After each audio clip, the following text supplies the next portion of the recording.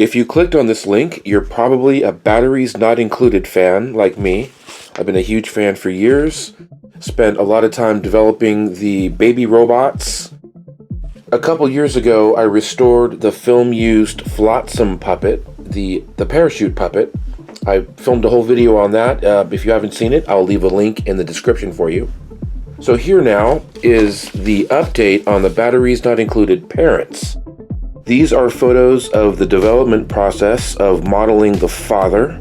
This took a few months to get to this stage, and it's finally finished. And here is how I originally scaled that father figure. I scaled him from photos I took of the film-used models.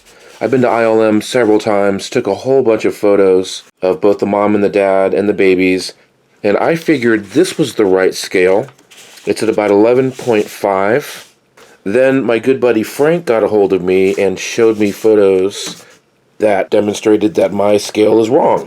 Actual scale for the father is about 12.8 inches. So that is the final scale for dad. This is the final scale for mom, scaled at 307 millimeters. To me, this looks right from everything that I've seen from the film-used puppets.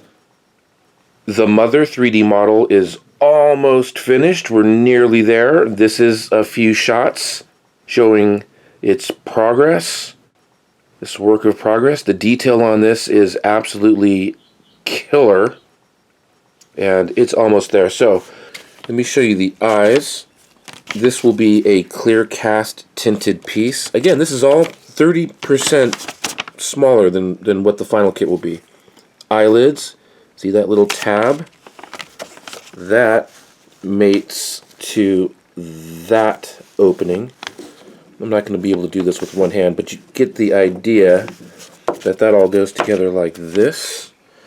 This on the underside of the hull mates perfectly right there like this. Just kind of just slots right in there. Again, this is going to be a fiberglass resin casting, top and bottom as a compression mold, so you get all of this. I'll explain why this engineering is here. And then this will be a 3D printed part. Let me really quickly explain to you why all of these holes are on this plate. This is just an incredible piece of engineering, thanks to Lee. Special shout out to Lee. So there's a rod that will be coming up from underneath through this bottom plate. There are two options for the dome underneath. You can have a clear dome. Again, this will be a clear cast piece, or you can have a dome that has a hole in it. This is the diameter of a clear rod that I've got. Comes up to the center of these three holes, and look at this guy. Look at this. This connects underneath with these three pegs. You can see that it matches up just like this. So that will connect, the rod connects here, and it could mount that way as an option. Additionally, as an option, we designed these magnetic holders. These are just standard magnets available on Amazon, but we engineered this mount to fit that. There's a square mount inside here, if you can see it. So when these are glued in, these will slide down from that center plate and mount to the magnet that's under there. This is hard mounted to this, and this is hard mounted to the base plate with these magnets. So you can see just the level of engineering and thought that went into this. Absolutely incredible. Look how perfect this piece is. All of these intricate details completely resolved. This is the miracle of 3D printing. And let me really quick give a shout out to Sean Homer. He printed these jumbo parts for me. So what a pro job, man. Thanks, Sean. And let me talk about electronics for a minute. So there's lights in this gap between this hole and that top plate.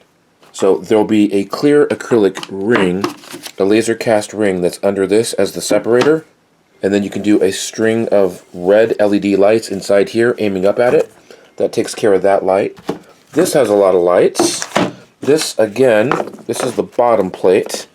This will be a laser cut clear ring as the separator.